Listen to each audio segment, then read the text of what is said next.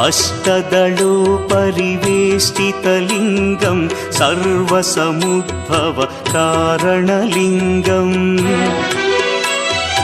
अष्टदरिद्र्यविनाशनलिङ्गं तत्प्रणमामि सदा शिवलिङ्गम्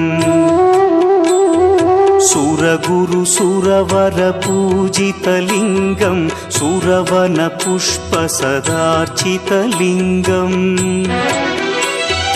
परमपदं परमात्मकलिङ्गं तत्प्रणमामि सदा शिवलिङ्गम् लिङ्गाष्टकमिदं पुण्यं यः पठेच्छिवसन्निधौ